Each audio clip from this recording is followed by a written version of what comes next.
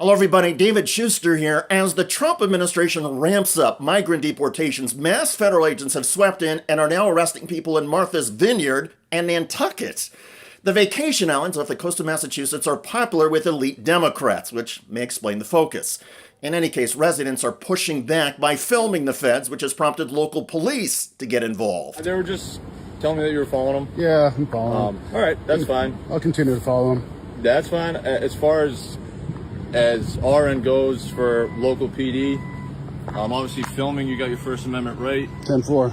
Following them, you're on a public way. 10-4. That's not against the law as long as you Gotcha. obey all traffic violations, traffic infractions, stuff like that. 10-4.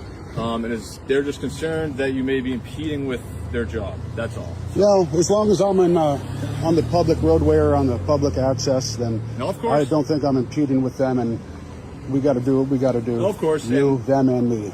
Yep, So, they do have a job too, so they just Yeah, don't want to impede with their job. And again, by following them, you're in a public way. You can I get it, man. That's why I'm here. That's something we're concerned about. But Yeah. Kudos to the local Martha's Vineyard police officer for recognizing constitutional rights and staying calm. Also, respect to the person filming for knowing his First Amendment freedoms.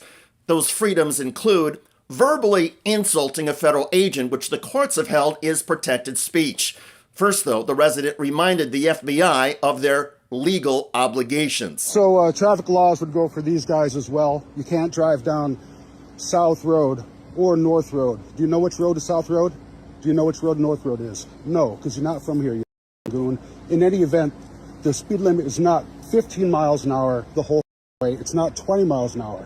It's 40 miles an hour.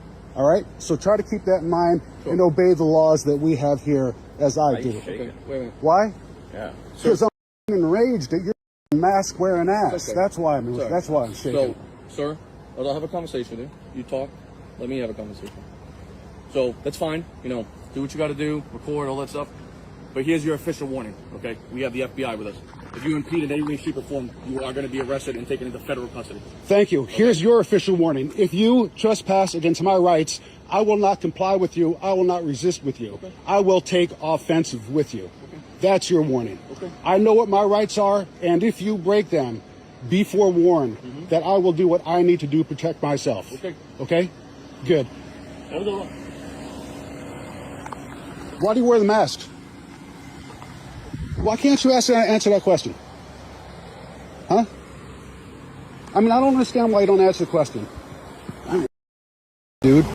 The federal agents never answered why they are covering their faces. The Department of Justice says it's because some of the agents fear they could face personal reprisals. Well, the operations are certainly controversial, and polls show that most of the American public opposes the way these deportations are being handled, even though stopping migration does have majority public support. In recent days, White House Deputy Chief of Staff Stephen Miller and Homeland Security Secretary Kristi Noem reportedly told immigration officials to supercharge immigrant arrests. According to Axios, the Trump deputies want to triple the number of arrests being made. It's not clear how targeting Massachusetts vacation communities will help because while there are some migrant workers involved there in manual labor, the numbers are not what one would find in agricultural areas or food processing communities. But the message seems clear, and the irritation of Democrats is off the charts. The governor of Massachusetts called the raids alarming and said federal law enforcement have provided no information and no guidance to state and local authorities. The governor said there are real questions about whether ICE and FBI agents are following due process while ripping people away. A few weeks ago, in the very same state, the airwaves were filled with a story about the aggressiveness and ruthlessness of ICE agents during a traffic stop. Staying in Massachusetts, a few weeks ago, a New Bedford cell phone video shows a U.S. Immigration and Customs Enforcement officer using a large hammer to smash the window of a couple's car during an arrest. Mary Lou Mendez said the agents detained her husband, Juan, but repeatedly called him Antonio in an apparent case of mistaken identity. It's up by her. The couple were on the phone with their immigration attorney who advised them to stay in the car. Nosotros también tenemos derechos, señor. No. Juan Mendez is an undocumented immigrant who was in the process of changing his immigration status. His wife, Marilu, is in the United States under asylum. For many immigrants, including those with their papers in order, these are terrifying times in the United States. And adding to the fears of what federal agents may do, the Trump rhetoric has inflamed acts of racism. Members of MAGA who have bought into Donald Trump's unhinged rhetoric have been recorded stalking and yelling at immigrants in their own yards while playing Latino music and displaying a Mexican flag. For a lot of people, everything is challenging, and while there have always been racists and morons in our midst, the Trump White House seems to have emboldened some of our fellow Americans' worst impulses. Thankfully, a lot of people are fighting back by filming the racists and recording federal agents engaged in raids. If nothing else, maybe the cameras and the potential for social media shame will remind everybody that constitutional rights still matter.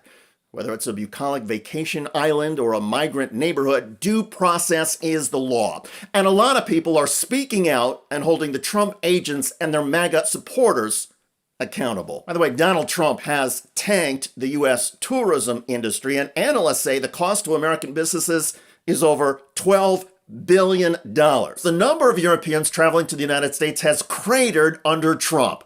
See all of those charts? Some Dutchmen say, why are you going? You're going to Trump? New trouble from abroad. There's a sharp decline in international visitors to the U.S., down at least 14% from a year ago.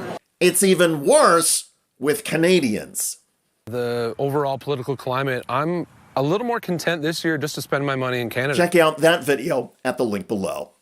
I'm David Shuster. Thanks for joining us.